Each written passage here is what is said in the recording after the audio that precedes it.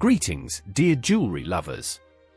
Today, I invite you to immerse yourself in the world of the most exquisite and majestic tiaras, which are based on delightful emeralds. As we get comfortable, we begin our journey. Monarchs and royalty adore tiaras adorned with emeralds, reserving them for the most solemn occasions.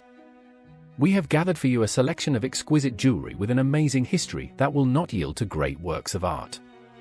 Every true royal family possesses a magnificent collection of glittering tiaras that have become an integral part of their arsenal. Among all the precious jewelry, emerald tiaras stand out, sparkling from afar and attracting the eyes. Let's take a look at some of the most famous and iconic royal tiaras, each with a fascinating story behind them. Let's start with the exquisite Greville Emerald Tiara Coconut Tiara. This unsurpassed work of jewelry art was created in 1919 in the Boucheron workshop.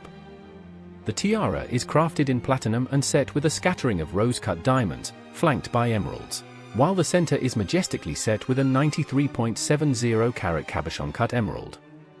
This piece of jewelry was originally part of the collection of Queen Mary's close friend Margaret Greville, who presented it to Queen Mother Elizabeth in 1942. In 2018, this iconic piece of jewelry was chosen for the wedding ceremony of Eugenie, Duchess of York, and Jack Brooksbank.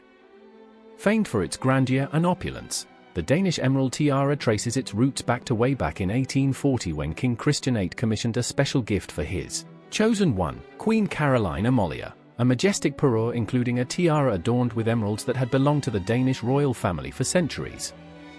Many of these diamond stones were originally gifted by King Christian VI to his wife, Queen Sophie Magdalene, back in 1723, and some of them even previously belonged to Princess Charlotte.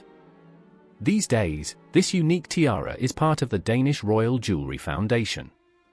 This means that anyone who wishes can admire this work of art at Rosenborg Castle when the tiara is not being used for ceremonies. It is equally important to note that Queen Margrethe II never takes this tiara outside of Denmark, as the crown jewels strictly remain within the country. Usually, this exquisite tiara is only worn during the most important events in the country, such as New Year's Eve receptions, royal weddings or birthday celebrations. And of course, it should be taken into account that the right to wear this tiara belongs exclusively to queens, which makes this jewelry even more exclusive and majestic. In the history of the Greek royal dynasty, the magnificent emerald tiara, a legendary work of jewelry art, also holds a place of honor. The stones for this unique parure were delivered to Greece by Queen Olga herself, formerly known as Grand Duchess Olga Konstantinovna. Linked to the history of the Romanov family, these emeralds had a special significance, as they had belonged to them for centuries.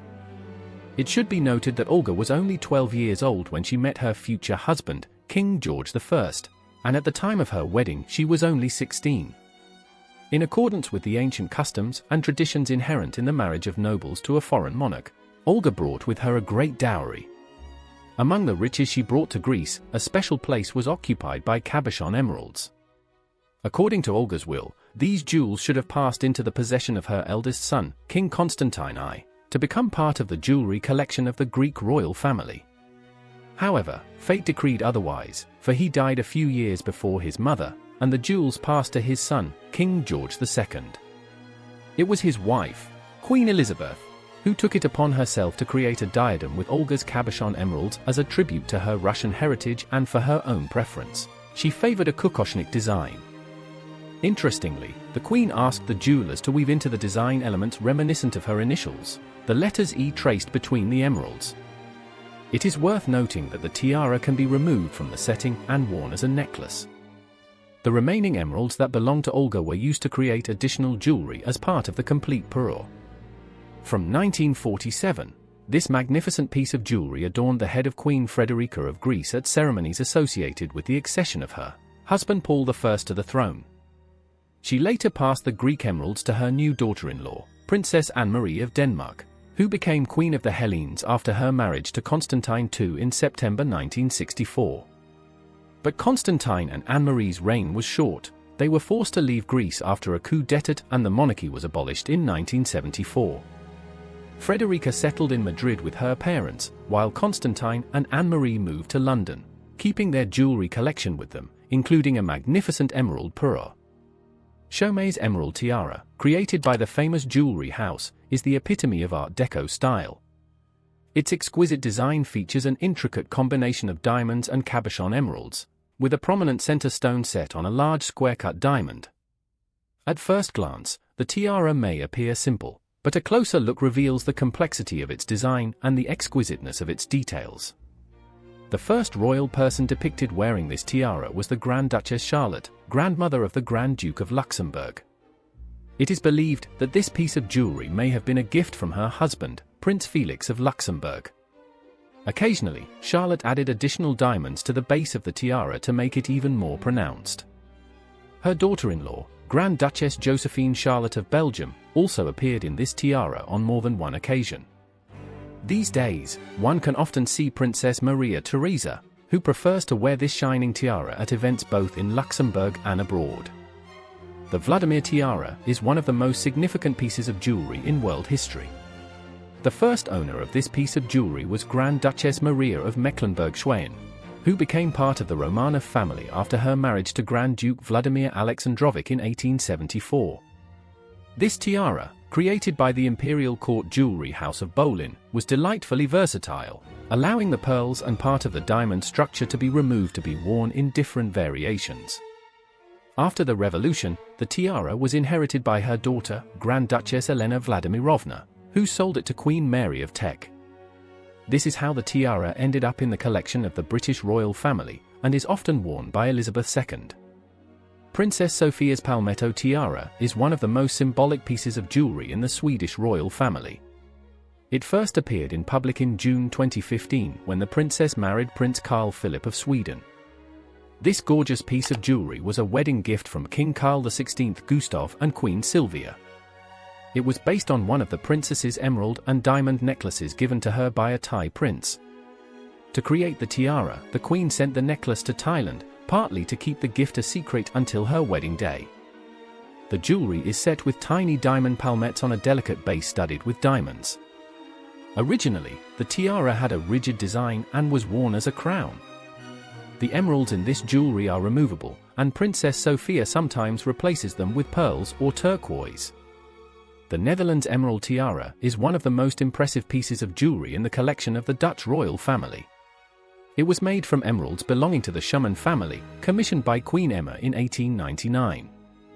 This jewelry was presented to Queen Wilhelmina, Queen Emma's daughter. There were originally 6 emeralds in the tiara, but 2 of them were removed in the 1950s to create earrings. Now, the center emerald in the tiara can be replaced with a diamond and the rest of the stones can be replaced with pearls. Currently, however, Queen Maxima most often wears the tiara in its original configuration. The Norwegian emerald parure tiara is certainly one of the most luxurious and breathtaking pieces of jewelry on our list.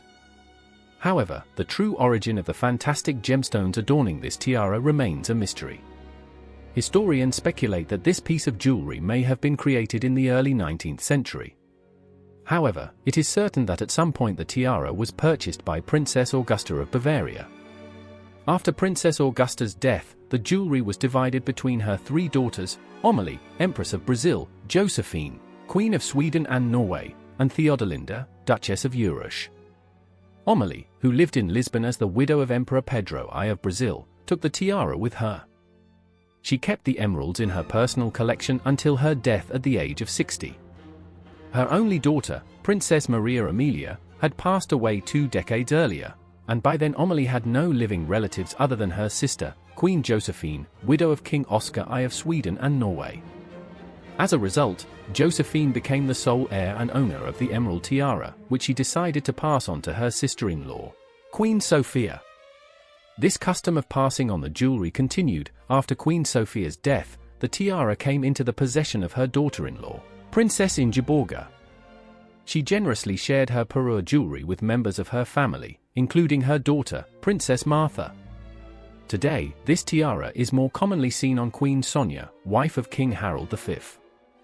She has worn emeralds at the weddings of all 3 heirs to the thrones of Scandinavia, her son, Crown Prince Haakon of Norway in 2001, Crown Prince Frederick of Denmark in 2004, and Crown Princess Victoria of Sweden in 2010.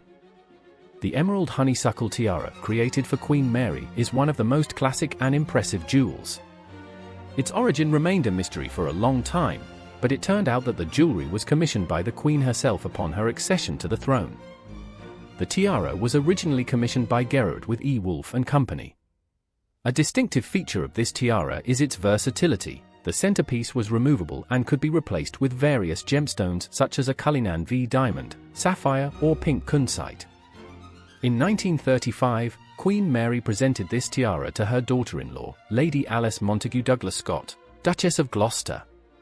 Princess Alice later passed the jewelry to her sister-in-law, Birgitta, the current Duchess of Gloucester. Today, Birgitta uses the tiara in a variety of ways, including honeysuckle, kunzite, and emerald. The flexibility in the choice of elements allows the Duchess to tailor the jewelry to suit different colors and styles of festive outfits, making it practical and easy to use. Each of the tiaras has its own unique history and majestic legacy, leaving us, the observers, to marvel at their beauty and grandeur. Which of the tiaras impressed you the most? Which tiara have you never heard of before? Bye. See you again.